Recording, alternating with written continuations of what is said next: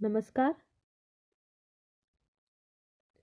BA third year में Rajasthan geography के अंतर्गत आज हम जिस टॉपिक पर चर्चा कर रहे हैं वो टॉपिक है राजस्थान की मृदाएं। तो आइए सबसे पहले हम देखते हैं कि मृदा किसे कहते हैं।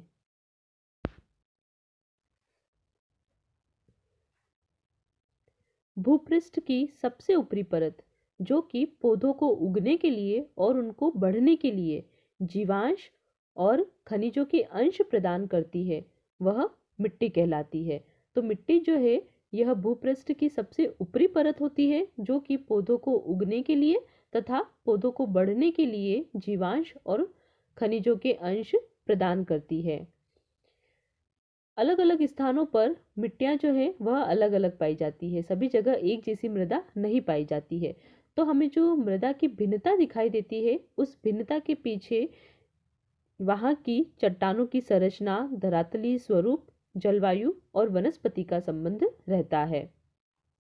उस क्षेत्र की चट्टानों की संरचना जैसी है उसका प्रभाव वहाँ की मृदा पर पड़ता है, क्षेत्र की जलवायु का प्रभाव पड़ता है मृदा पर, और वहाँ पर पाई जाने वाली वनस्पति का प्रभाव पड़ता है। अब हम बात करते हैं राजस्थान में पाई जाने वाली मृदाओं के बारे में। राजस्थान की मिट्टियों के प्रकार हम देखें तो राज्य में जो मिट्टियां पाई जाती है उनकी उपलब्धता और कृषि के आधार पर उनकी उर्वरता या उनके उपजाऊपन के आधार पर राजस्थान की मिट्टियों को 9 भागों में विभक्त किया गया है। पहली मिट्टी है इसमें रेतीली मिट्टी, दूसरी है भूरी और रेतीली मिट्टी, तीसरी है लाल और पीली मिट्टी, चौथी है लाल लोमी मिट्टी, फिफ्थ है मिश्रित लाल और काली मिट्टी, सिक्स्थ मध्यम काली मिट्टी, सेवंथ कांपीय मिट्टी, एट्थ भूरी रेतीली कछारी मिट्टी और नाइन्थ है लवणीय मिट्टी। तो राजस्थान की जो मिट्टियां हैं इन्हें 9 भागों में बांटा गया है। आइए सबसे पहले हम देखते हैं रेतीली मिट्टी के बारे में। रेतीली जो मिट्टी है यह अरावली के उत्तरी पश्चिमी क्षेत्र में पाई जाती है जो कि थार मरुस्थल का मुख्य भाग है, वहां पर रेतीली मिट्टी पाई जाती है। ये जो मिट्टी है इसमें जो होते हैं बालू के वो काफी मोटे होते हैं जिसकी वजह से इस रेतीली मिट्टी की जल ग्रहण क्षमता बहुत कम होती है, जल को धारण करने की क्षमता बहुत कम होती है। ये जो पूरा क्षेत्र है अरावली के उत्तरी पश्चिमी वाला भाग, ये संपूर्ण क्षेत्र वायु द्वारा लाई गई मिट्टी से निर्मित है।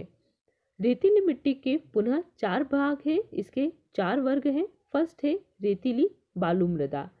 रेतीली बालू मृदा जो है इसका विस्तार पाया जाता है गंगानगर, बीकानेर, चूरू, जोधपुर, जैसलमेर, बाड़मेर और झुंझुनू वाले क्षेत्र में। तो यहाँ पर रेतीली बालू मृदा का विस्तार पाया जाता है। सेकंड है इसमें लाल रेतीली मृदा। लाल रेतीली मृदा का विस्तार है नागौर, जोधपुर, पाली, जालोर, चूरू और झुंझुनू में। नेक्स्ट है पीली भूरी रेतीली मृदा। पीली भूरी जो रेतीली मृदा है यह पाई जाती है मुख्य रूप से नागौर और पाली जिले में। फोर्थ है खारी मृदा। खारी मृदा बाड़मेर, जैसलमेर, बीकानेर, नागौर इन क्षेत्रों में जो निम्न भूमियों वाले क्षेत्र हैं, जो गर्त है, यहाँ पर खारी मृदा पाई जाती है। बाड़मेर, जैसलमेर, बीकानेर और नागौर झीलों के जो निम्न भूमि वाला क्षेत्र है वहां पर खारी मृदा पाई जाती है। रेतीली मृदा के बाद नेक्स्ट जो मृदा है वो है भूरी रेतीली मृदा। भूरी रेतीली मृदा पश्चिमी राजस्थान के बाड़मेर, जोधपुर, जालोर, सिरोही, पाली, नागौर, सीकर और झुंझुनू जिलों में पाई जाती है। एक बार पुनः देखें हम इसे मानचित्र में। भूरी रेतीली जो मृदा है यह बाड़मेर, जालोर, जोधपुर, पाली, नागौर, सिरोही, सीकर और झुंझुनू जिलों में पाई जाती है। यहाँ पर ये जो मृदा है यह लगभग 36,000 वर्ग किलोमीटर क्षेत्र में फैली हुई है। भूरी रेतीली मृदा में रेत की प्रधानता होती है तथा इस मृदा में फॉस्फेट की मात्रा भी पर्याप्त होती है। अगर पानी उपलब्ध हो जाए तो भूरी रेतीली मृदा से अच्छी फसल प्राप्त की जा सकती है। अच्छी सिंचाई होने पर भूरी रेतीली मृदा से अच्छी फसल प्राप्त की जा सकती है। नेक्स्ट है लाल व पीली मिट्टी।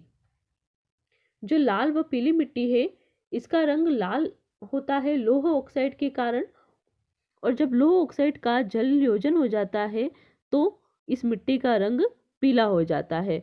तो लाल व पीली मिट्टियों का रंग जो है यह लौह ऑक्साइड के जल योजन की उच्च मात्रा के कारण होता है। लाल व पीली मिट्टी में कैल्शियम कार्बोनेट बिल्कुल भी नहीं पाया जाता है और इसमें नाइट्रोजन और ह्यूमस की जो मात्रा है यह बहुत ही कम होती है। इस मिट्टी में कैल्शियम कार्बोनेट बिल्कुल भी नहीं पाया जाता है और इसमें नाइट्रोजन और ह्यूमस की मात्रा बहुत ही कम होती है।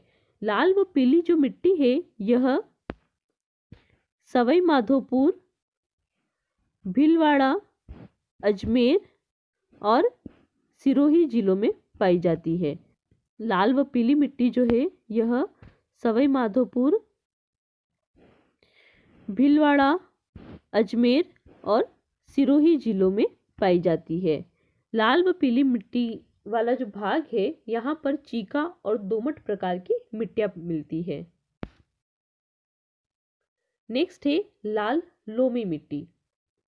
लाल लोमी मिट्टी जो है इसका रंग लाल इसलिए होता है क्योंकि इसमें लौह तत्वों की प्रधानता होती है। इस मिट्टी का जो कण है यह बहुत ही बारीक होता है जिस वजह से इसमें पानी अधिक समय तक रहता है। लाल लोमी मिट्टी में जो मिट्टी के कण पाए जाते हैं वह काफी बारीक होते हैं जिस कारण से इसमें पानी अधिक समय तक रहता है। इस मिट्टी में नाइट्रोजन, फास्फोरस और कैल्शियम लवणों की कमी होती है तथा इसी के साथ इसमें पोटाश और लौह तत्वों की अधिकता होती है। लाल लोमी मिट्टी राजस्थान के दक्षिणी भाग में पाई जाती है। मुख्य रूप से इसका विस्तार है डूंगरपुर, बांसवाड़ा, उदयपुर और चित्तौड़गढ़ के कुछ भाग।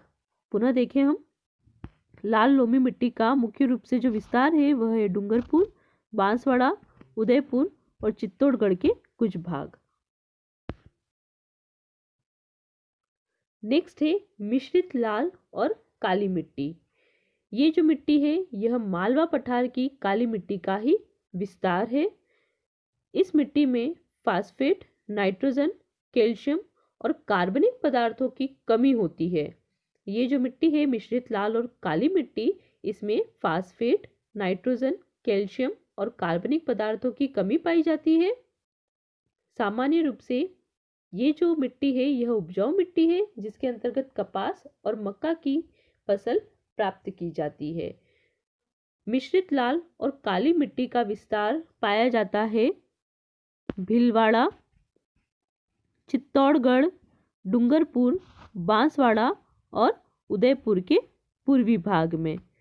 मिश्रित लाल और काली मिट्टी का जो विस्तार है यह पाया जाता है भीलवाड़ा, चित्तौड़गढ़, डूंगरपुर, बांसवाड़ा और उदयपुर के पूर्वी भाग में। नेक्स्ट है मध्यम काली मिट्टी। ये जो मिट्टी है इसका रंग गहरा भूरा होता है। इस मिट्टी का निर्माण मुख्य रूप से हुआ है लावा पदार्थों से। इस मिट्टी के जो कण हैं वह बहुत बारीक होते हैं जिसके कारण इसकी जल धारण क्षमता काफी उच्च होती है। जल को धारण करने की क्षमता इस मिट्टी में काफी उच्च होती है। इन मिट्टियों में फॉस्फेट, नाइट्रोजन और पोटाश की मात्रा पर्याप्त होती है। ये एक उपजाऊ मिट्टी है जो कि कपास की खेती के लिए सबसे ज्यादा उपयुक्त मानी जाती है। मध्यम काली मिट्टी का विस्तार पाया जाता है झालावाड़, बारां, कोटा और बूंदी जिलों में। जो ये हाड़ौती वाला क्षेत्र है यहाँ पर मध्यम काली मिट्टी पाई जाती है। इसके अंतर्गत सम्मिलित होने वाले जो जिले हैं वो है झालावाड़, बारां, कोटा और बूंदी। नेक्स्ट है जलोढ़ कछारी मिट्टी। जलोढ़ कछारी जो मिट्टी है, इस मिट्टी का निर्माण हुआ है नदियों के द्वारा। तो नदियों के द्वारा बहाकर लाई गई है ये मिट्टी, इसलिए ये सबसे ज़्यादा उपजाऊ मिट्टी मानी जाती है। इस मिट्टी में जल धारण करने की क्षमता उच्च होती है। जल को धारण करने की क्षमता जलोढ़ कछारी मिट्टी में उच्च होती है। इसमें नाइट्रोजन और कार्बनिक लवण पर्याप्त मात्रा में उपलब्ध होते हैं, लेकिन जलोढ़ कछारी मिट्टी में चूना, फास्फोरिक अम्ल और ह्यूमस की कमी पाई जाती है। इस प्रकार की जो मृदा है, यह मुख्य रूप से पूर्वी राजस्थान के जो नदी के मैदानी वाले क्षेत्र हैं और घाटियों वाले क्षेत्र है, वहां पर पाई जाती है। राज्य के पूर्वी भाग में इस मिट्टी का विस्तार है। इसके अंतर्गत सम्मिलित होने वाली जो झीलें हैं, वो मुख्य रूप से हैं भरतपुर, धौलपुर, दौसा, जयपुर और सवाई माधोपुर। जलोढ़ कछारी मिट्टी का विस्तार जिन जिलों में है वो है भरतपुर, धौलपुर, दौसा, जयपुर, टोंक और सवाई माधोपुर। यहाँ पर जलोढ़ कछारी मिट्टी पाई जाती है। नेक्स्ट है भूरी रेतीली कछारी मिट्टी। इस मिट्टी में चूना, फास्फोरस व ह्यूमस की कमी पाई जाती है। यह एक उपजाऊ मिट्टी है। इस मिट्टी का जो विस्तार है, यह गंगानगर के मध्य भाग में तथा अलवर और भरतपुर के उत्तरी भाग में पाया जाता है।